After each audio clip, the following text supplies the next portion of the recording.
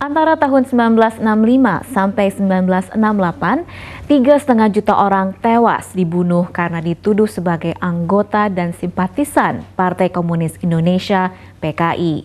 Kejadian ini dipicu peristiwa penculikan 6 jenderal dan 1 perwira militer. Buntut dari peristiwa itu, PKI dan paham komunis dilarang di Indonesia. Namun ada sejumlah orang yang selamat dari pembantaian tersebut.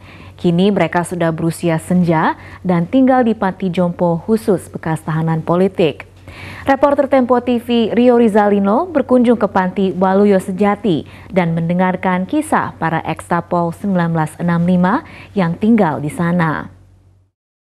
Sekarang apa? Cabai aja kok import. Ya, kedelai import. Apa-apa import. Garam sini nih gudang garam bisa import. Nah ini, oleh karena sudah dijual. Kekayaan alam yang sangat berharga ini benar-benar bisa mengangkat derajat rakyat Indonesia. Jadi jangan sampai dikuasai oleh modal asing.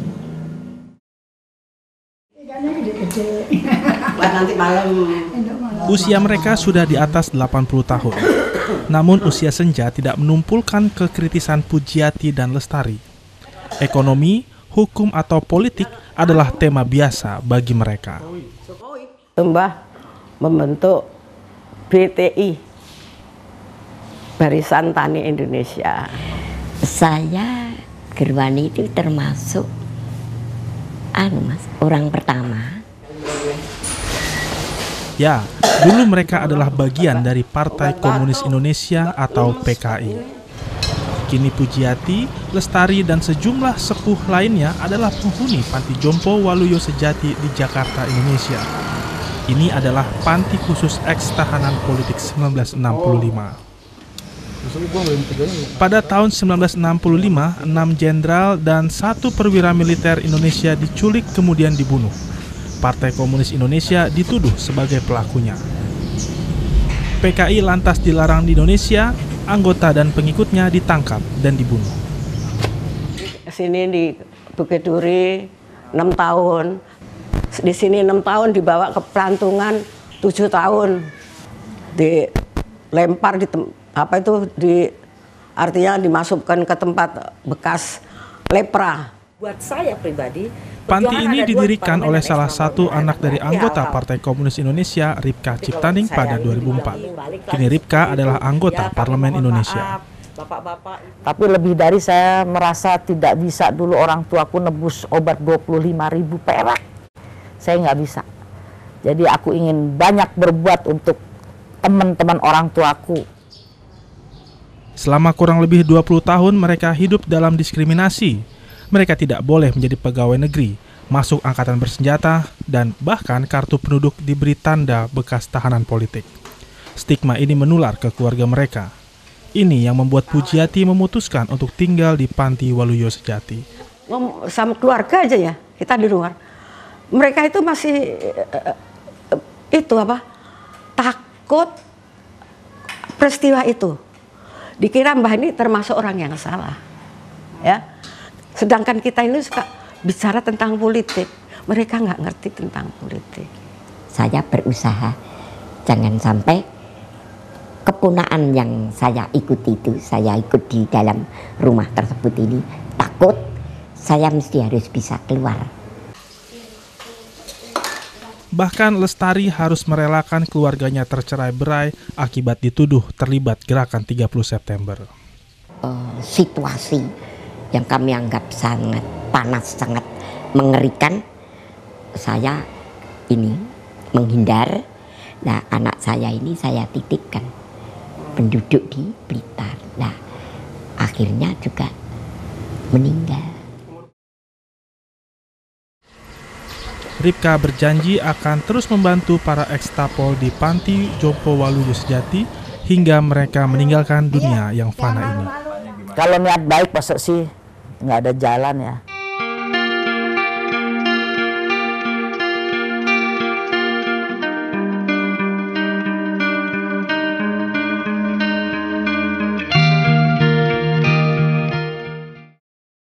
Penerima penghargaan asal Inggris John Pilger mengatakan pemerintah Indonesia harus meminta maaf atas kejadian brutal tahun 1965 terhadap orang yang disangka komunis. Pemerintah harus memberi kompensasi kepada para korban. Rebecca Henschke berbincang dengan Pilger di sela-sela acara Ubud Writers Festival. There's plenty of evidence. There's voluminous evidence that the killings of 1965 were orchestrated by General Suharto and his generals, and that perhaps Indonesians, when they openly debate that dreadful time when up to 1 million people were killed, and the army played such a pivotal role, perhaps when they begin to really discuss and debate that, they might then find they have a new dimension to their freedom. There is some discussion only happening now in Indonesia. What would you say to encourage that discussion in Indonesia? How important is it, given your research into that period? Yeah. Well, the fact that we're having this interview is encouraging. We wouldn't be having this interview 10 years ago. Yes, 10 years ago. So there clearly is the beginning of this debate, and the fact that we are celebrating a great Indonesian author at this festival is also an encouraging step. But there still is, the silence still has to be well and truly broken. I think in all countries where a great wrong has been done, where genocide has occurred, and I'm not just talking about Indonesia, I'm talking about my own country, Australia, imperial countries like Great Britain. I think there has to be, as we were saying in the discussion today, at least I was suggesting, there has to be more than an apology. Why? Well, because an apology is easy. Apology is a very civilized thing between individuals. But when we're talking about great power, we're not talking about individual humanity. We're often talking about very cynical forces. I don't think apology really has a great deal of value unless it comes with reparations, unless it comes with a real political recognition of what happened. In other words, a recognition of history. At the moment, the Indonesian government's saying that we don't need to say sorry for what happened in '65 because the people acted to protect Indonesia from communism, to secure the country. That's the official position. How do you respond to that? It's ridiculous. There's no serious evidence to suggest that. It was not a communist coup. The Communist Party in Indonesia was systematically slaughtered. And the scholarship around that is, as I say, is voluminous. So, because a government chooses to say it very differently doesn't mean the rest of us have to believe it. I don't believe it. And I don't think anybody who's studied the evidence, which, as I say, has been around for a very long time. Not necessary for the Indonesian people. No, that's true. And that's why it's even more important that there is a real open debate and a challenge to that kind of government position. You can't have democracy, real democracy, if a government is saying something to its people that isn't true. Democracy is about the free flow of information as well, and about truth, and that isn't true. How do you feel, though, then, that even though there is great press freedom in Indonesia at the moment, Prabowo, as you mentioned in the forum, is a potentially very serious presidential candidate for 2014? How do you see that?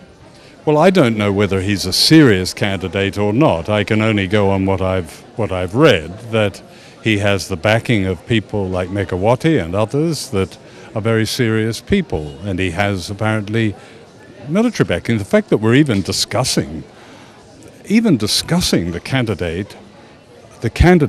candidacy of the former leader of Khusus, one of the most infamous organizations of the 20th century, is extraordinary to me.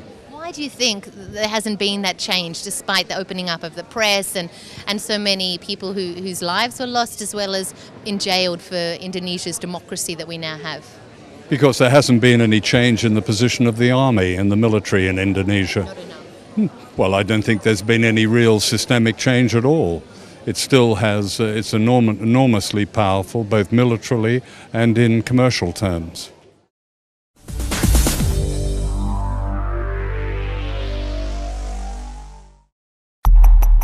Prabowo Subianto, bekas komandan Kopassus, satuan khusus yang ditakuti di Indonesia, dituduh berada di balik sejumlah pembunuhan massal seperti pembunuhan dan pemerkosaan di Timor Timur selama dia bertugas di sana pada tahun 1980-an dan 1990-an. Karena itu, dia dilarang mengunjungi Amerika Serikat. Apa yang akan terjadi jika dia terpilih jadi Presiden Indonesia berikutnya dan harus mengunjungi dan bekerja sama dengan Timor Timur? Rebecca Henschke bertanya pada bekas Presiden Timor Timur, Jose Ramos Horta, yang menjadi tamu dalam Ubud Writers Festival di Bali.